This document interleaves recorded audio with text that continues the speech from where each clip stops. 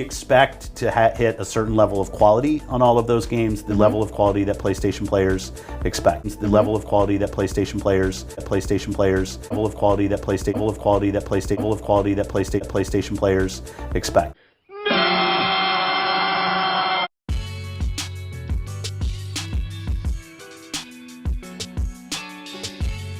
What's good, YouTube? It's your host, S.H.I.N.O Santos, and you are now watching MVP Magazine.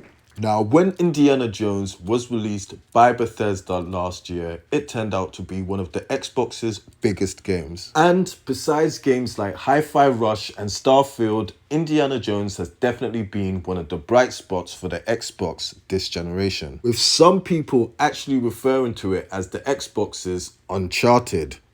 Okay, maybe that was a little bit too far. So, most importantly, Indiana Jones had that AAA seal of quality that games like Redfall were missing. And at the time, it finally looked like the Xbox had an ace on its sleeve that wasn't on the PlayStation. Buy that too! Microsoft will acquire you! We don't need to make good games, we have so much money! Yeah. So unfortunately, not too long after the game was released, rumors started to surface about this game coming to the PlayStation 5. Now, even though this game was marketed as an exclusive, as a reason for getting Game Pass, Microsoft kind of pulled the rug out from underneath Xbox fans and confirmed those rumors. So, even before the Xbox guys managed to get their hands on the game and enjoy it fully, a PlayStation 5 version was announced, but there was no release date. And now we finally have it. Indiana Jones will be launching on PlayStation 5 on April 17th. Now, that is less than a year from when it was originally released on the Xbox. Now, usually, third-party exclusives like this commonly stay exclusive for at least a year and some change to make the people feel like they bought into something truly exclusive. So this happening less than like 6 months after is kind of wild. It definitely seems like Microsoft want to start recouping that investment money from Bethesda, Activision as soon as possible, because not even a year and this game is already on the PlayStation 5. That is insane. They did what?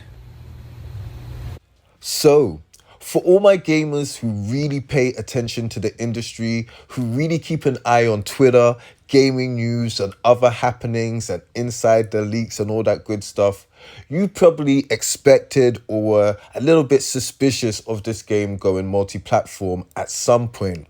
You probably already were like, yeah, this game's going to come to PlayStation 5 at some point. It's by Bethesda. But you know what's really making me think? Microsoft are really putting a ton of effort into marketing their third-party games. They are really going all in as a publisher right now. They made a big advertising campaign. They got Troy Baker, Nolan North, made everything really special about this game coming to PlayStation. But where was all of this for Xbox? They pretty much dropped a trailer at the developer direct and that was it. What? I mean, just look at him. Just look at him. You got the voice of Drake from Drake's Uncharted, and then you got the voice of Indiana Jones, all cozy in the commercial together.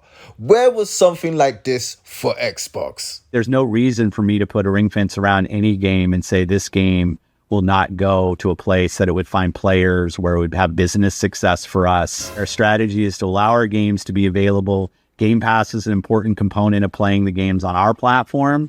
But to keep games off of other platforms, we don't think is a path that that's not a path for us.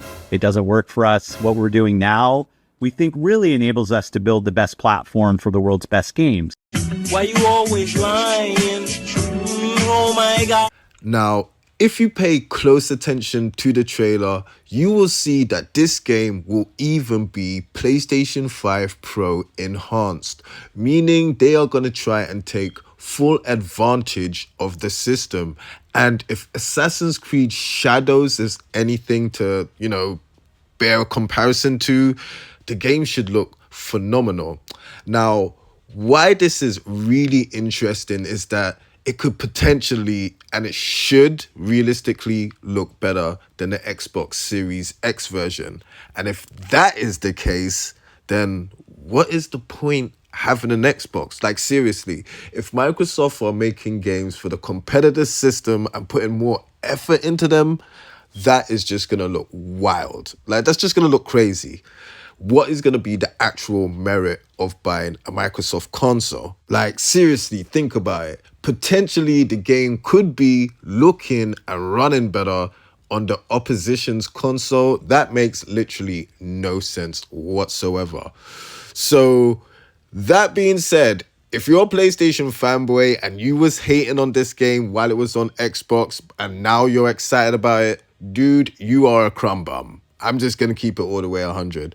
Now, let me know what you think about this game coming to PlayStation 5 and what you think about Microsoft and their new marketing, because it looks like they're doubling down on becoming a third-party developer. They're going all in with the adverts. They're putting a lot of money for budgets. They're doing the jokes. They're doing everything. So, yeah, let me know. Are you getting this?